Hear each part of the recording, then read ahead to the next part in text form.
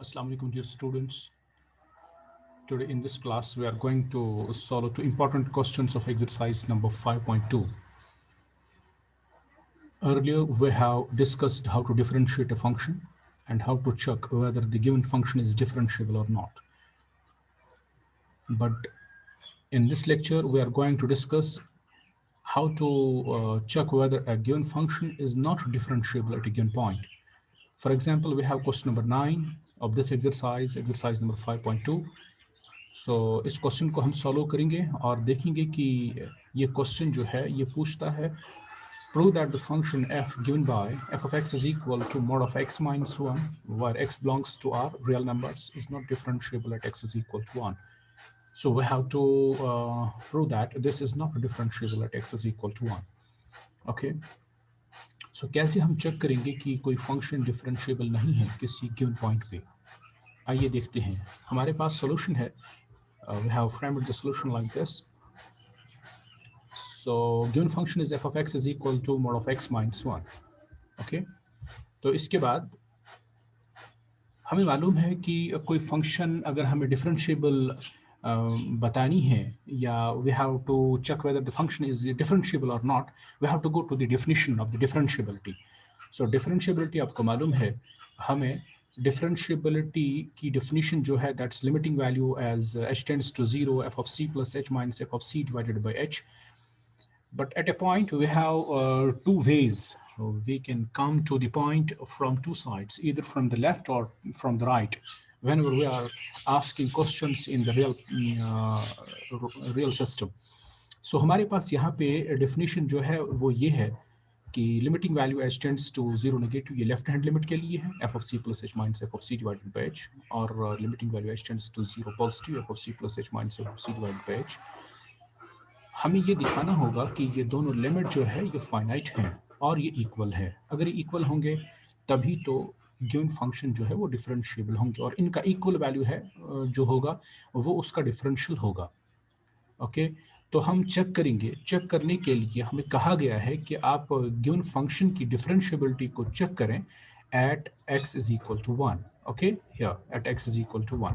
So we will move to the answer.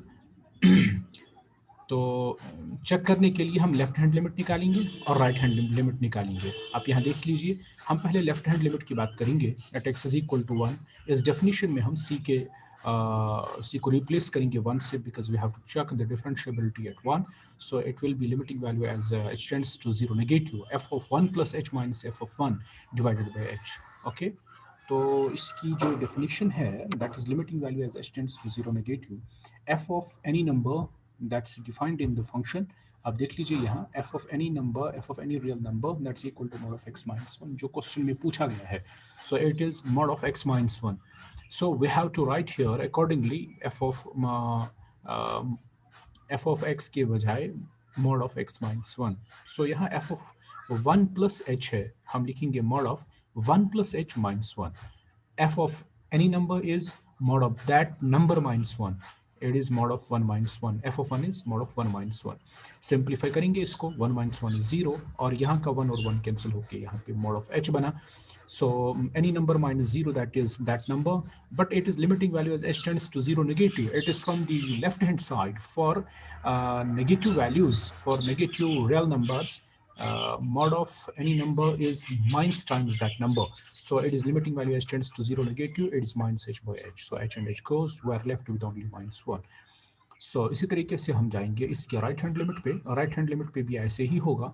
इसी तरीके से हम इसको सॉल्व करेंगे. But the difference is only one. That is जब हम इवेलुएट करेंगे mod of h को, mod of h for the positive numbers is h. यानी अगर पॉजिटिव नंबर्स का हमें मॉड निकालना होगा वो h होता है. नेगेटिव नंबर्स के लिए हमें माइनस टाइम्स दैट नंबर होता है. Please don't get confused. यहाँ पे अगर हमारे पास नेगेटिव नंबर्स के लिए मॉड निकालना होगा that is minus times that number. That number is actually negative. Minus times that means positive. So you have to understand. Most of the students get confused here at this point in the left hand limit. Don't get confused here. So right hand limit की हम बात कर रहे हैं. तो यहाँ पे mod of any positive number is positive number. So it is h by h. h by h goes. You are left with only 1. So it is 1. So left hand limit minus 1 आया था और right hand limit 1 आया. सो ये दोनों बराबर नहीं है। अगर ये बराबर नहीं है, अगर ये फाइनाइट हैं लेकिन बराबर नहीं है, तो हम ये कहेंगे कि ये जो गिवन फंक्शन है mod of x minus one, ये डिफरेंशिएबल नहीं है at x is equal to one, because ये दो बराबर नहीं है। लेफ्ट हैंड लिमिट और राइट हैंड लिमिट बराबर नहीं है। इसके बाद हमसे पूछा जाता है क्वेश्चन नंबर 10। क्वेश्चन नंबर 10 भी एक इंपॉर्टेंट क्वेश्चन है। इसमें पूछा गया है we have to prove that the greatest integer function defined by f of x is equal to greatest integer of x for x lying between 0 and 3, so is not differentiable at x is equal to 1 and 2. We have to check, we have to prove that this function is not differentiable at x is equal to 1 and x is equal to 2. So definition बराबर वही है जैसे हम चले आ रहे हैं। इस definition को देख के, definition is left hand limit के लिए आपको h tending to zero negative f of c plus h minus f of c divided by h, इस क्वांटिटी को इवैल्यूएट करना होगा। राइट हैंड लिमिट के लिए h tending to zero positive, और ये बाकी वही है, इसको इवैल्यूएट करना होगा। ये दोनों अगर फाइनाइट होंगे, इक्वल होंगे, तो हम कहेंगे फंक्शन जो है वो डिफरेंशिएबल है, नहीं तो नहीं है। So at x is equal to one हम इसको चेक करेंगे, तो c की जगह हमारे पास 1 आएगा, f of c plus h की जगह f of 1 plus h minus f of 1 divided by h, f of any number in the greatest integer function that is defined there, that is the here greatest integer, f of 1 plus h is greatest integer of 1 plus h minus f of 1 is greatest integer of 1 divided by h, so it is zero negative. अब किसी भी quantity का greatest integer find करने के लिए हमें check करना है कि ये क्वांटिटी है क्या। Here you see it is 1 plus H, मगर ये h जो है ये पॉजिटिव नहीं है, ये नेगेटिव है। It is actually positive quantity but it tends to zero negative. Okay, it's a very small positive number, but from the left it approaches from the left, that means it's a negative, it gets decreased from this one. So अगर 1 से कोई small positive number decrease होगा, कम होगा, तो ये 1 नहीं, 1 से कोई कम क्वांटिटी बचती है। For example it's very close to 1, it is 0.999।